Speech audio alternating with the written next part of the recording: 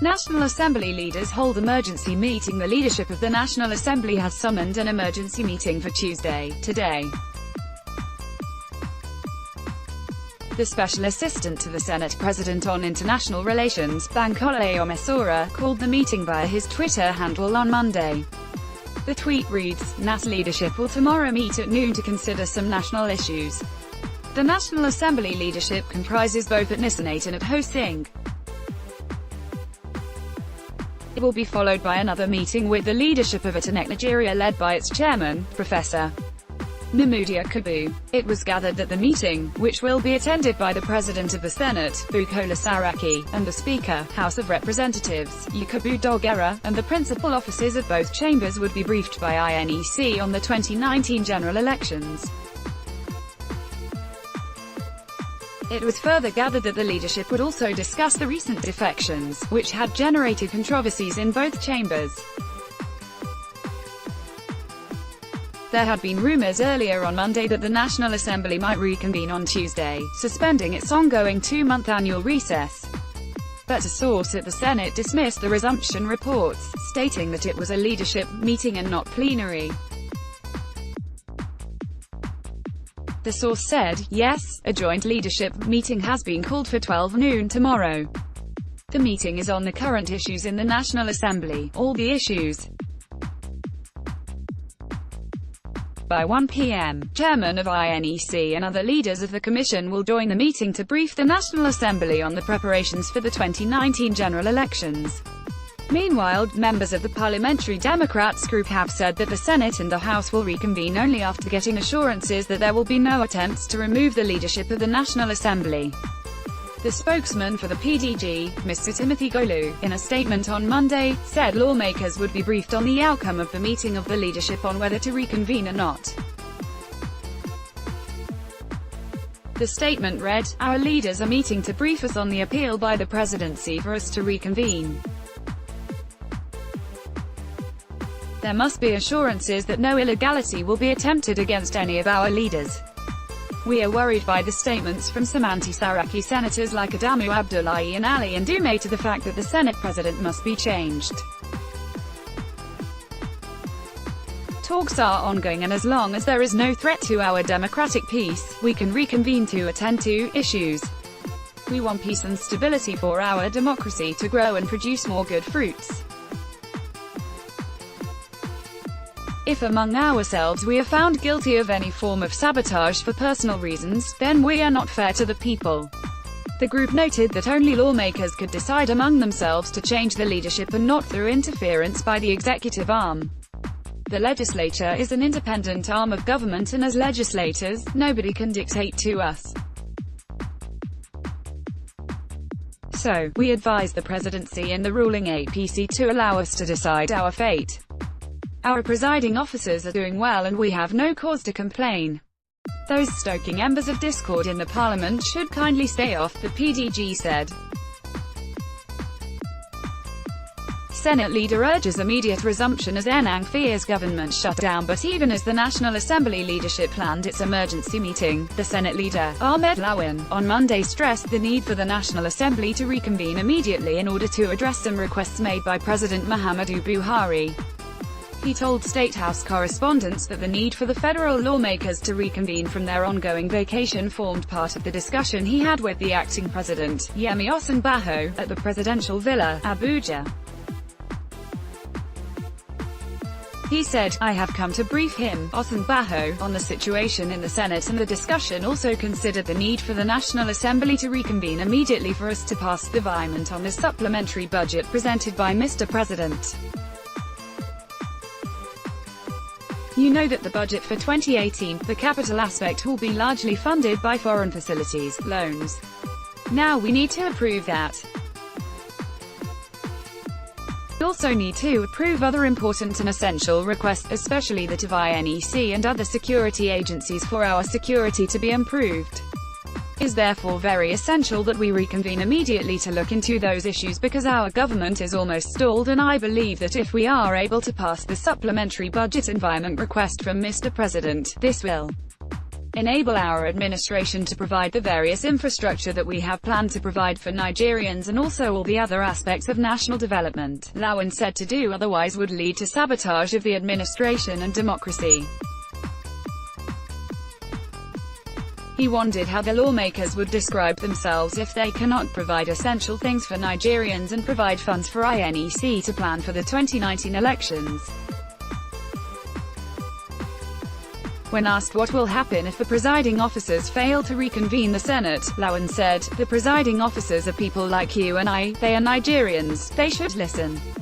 So, I don't even want to contemplate that the presiding officers will say they will not reconvene the chambers of the National Assembly based on the fundamental and primary request of Mr. President of passing the budget. I believe that the presiding officers should do the needful to reconvene the two chambers of the National Assembly to give us the opportunity to pass the supplementary budget environment request of Mr. President as quickly as possible." Senior Special Assistant to the President on National Assembly Matters, Senate, Ita Enang, restated his appeal to the National Assembly to suspend its ongoing vacation in national interest. He said if the federal lawmakers fail to approve the request soon, it might lead to complete government shutdown. Enang said, "We are still appealing to the National Assembly to reconvene. You remember that we passed the budget with the understanding that the greater amount of it would be sourced from foreign loans. Although it was approved that there would be loans, amount to be sourced was not approved. The Fiscal Responsibility Act requires that the President should specifically state the amount the government wants to get from foreign loans and present it before the National Assembly. That letter has been presented to the National Assembly and the National Assembly has to pass that amount before the money could be obtained from foreign financing institutions." He added, "This is what we are asking, and if it did not happen in the next few months, we may have a complete government shutdown. What we are receiving from the Federation account as the federal government share of the capital component is not enough to sustain even the 15 or 20% of the budget." Again, PDP reps allege plot to invade, force Senate open. Meanwhile, the People's Democratic Party members of the House of Representatives again on Monday raised the alarm of a plot to invade the Senate and reconvene it by force. The PDP caucus warned that the plot, allegedly to be executed by a small group of senators, aided by security agencies, could lead to a total breakdown of law and order at the National Assembly if the planners did not abandon the idea. The caucus gave the warning after the members' emergency meeting at the National Assembly. It stated that the plotters would pretend that they wanted the Senate to discuss urgent national issues. The real intention was to remove the Senate President, Bukola Saraki, and the Deputy Senate President, Ikekweramadu. Recall that last week, the caucus raised a similar alarm and went a step further to name Senators Ali Ndume, Abdullahi Adamu and Ovioma Agege as the brains behind the plot. But, on Monday, it did not mention names, preferring to call the alleged plotters a small group of senators. The deputy minority leader of the House, Mr. Chukwuka Onyema, who signed a statement on the position of the caucus, said any illegal reconvening of the Senate would not stand. The lawmakers advised the All Progressives Congress federal government to uphold the rule of law in all its actions if the country must not lose its democracy. The caucus stated, "It has come to our attention that there is an impending plot by a small group of senators aided by security agencies to again invade the Senate chamber with a view to illegally reconvening the Senate plenary. Ostensibly, their purpose is to address what they term as urgent national issues. However, it is clear that their real purpose is an attempt to unlawfully oust the leadership of the Senate and effect a change of the Senate President and the Deputy Senate President. This trend of events must be strenuously resisted by all true Democrats and well-meaning Nigerians.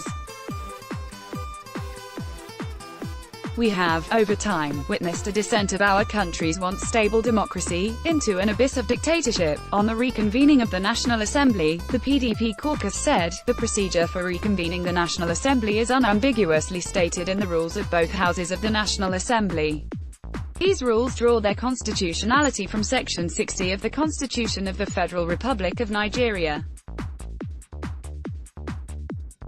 When the National Assembly stands adjourned to a fixed date, it may only be reconvened at an earlier or later date when the leaders of the political parties in the National Assembly make a written representation to the presiding officers, stating that there is a need to convene plenary to attend to matters of urgent national importance.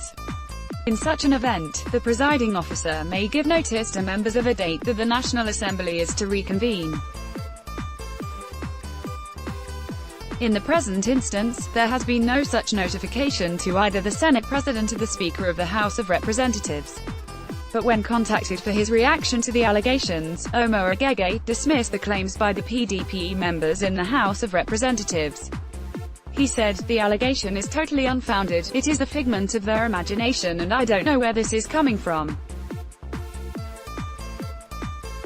They had better focus on protecting Saraki if they must. However, they must understand one thing, nobody elected Saraki a monarch. He was put there, as Senate President, by senators and the senators can remove him when they believe it is time. My position on this is very clear and I have never hidden it. The moment he stopped being a member of the APC, he had lost not just the moral right but also the legal right to remain as Senate President. I expect him to do the right thing, to step down from that office and allow the majority party to appoint or elect a replacement." The Nigeria police force in its reaction to the allegations denied backing any faction of the National Assembly. The force public relations officer, Jim O'Mashood, said, "It is not true that the police are supporting any group of senators. The police are not involved in politics. We are not partisan. The police are not concerned with the leadership of the Senate or the House of Representatives. The general public should disregard those allegations. The police are not involved in party affairs." Southeast senators blame Ndume for Ekweremadu's travail. The accusations and counter-accusations among federal lawmakers assumed another dimension, also on Monday, as the Southeast caucus of the House accused Senator Ali Ndume of instigating the Economic and Financial Crimes Commission's investigation of the Deputy Senate President, Ike Ekweremadu. They warned that the entire Southeast geopolitical zone would hold him responsible should any harm befall the Deputy Senate President. Group accused Ndume of interfering with the work of the EFCC by making utterances and granting interviews suggesting that the agency was treating Ekweremadu with kid gloves. The group said, "We have closely watched events around the National Assembly, especially the ruthless attempts to emasculate the opposition and unseat the Senate leadership by all means possible. We have also followed the ongoing investigation by the EFCC of the allegations leveled against the Deputy Senate President, Senator Ike Ekweremadu. Despite our doubts, we have maintained our calm, hoping that the law will take its natural course to vindicate the innocent. However, like every responsible and patriotic Nigerian, we have every reason to worry after reading the comments by Senator Ali Ndume, claiming that the EFCC is treating Ekweremadu with kid gloves. He canvassed Ekweremadu's detention and indictment by the agency in spite of the obvious ill health of Senator Ekweremadu. The Southeast lawmakers alleged that Ndume's latest comments gave him away as the one behind the July 24 blockade of the official residences of Saraki and Ekweremadu by security agencies in Abuja. The group added, "Indeed, reading Senator Ndume's comments clears every doubt that himself and some other APC senators and cabals are behind the ordeal of the Deputy Senate President and that this investigation has to do with the remorseless efforts to unseat the Senate leadership. It is now easier to link the hostage-taking of Senator Ekweremadu and the attempted hostage-taking of the Senate President on the 24th of July 2018 by agents of the state on a day both were supposed to be presiding over the Senate. Meanwhile, we are not restraining the EFCC from heeding Senator Ndume's hate speech and prompting to act unprofessionally, detain Ekweremadu or act in ways inimical to his health and well-being, but we surely know those to hold responsible should anything happen to Ekweremadu." When contacted, Ndume said he would address journalists on Tuesday where the allegations would be responded to.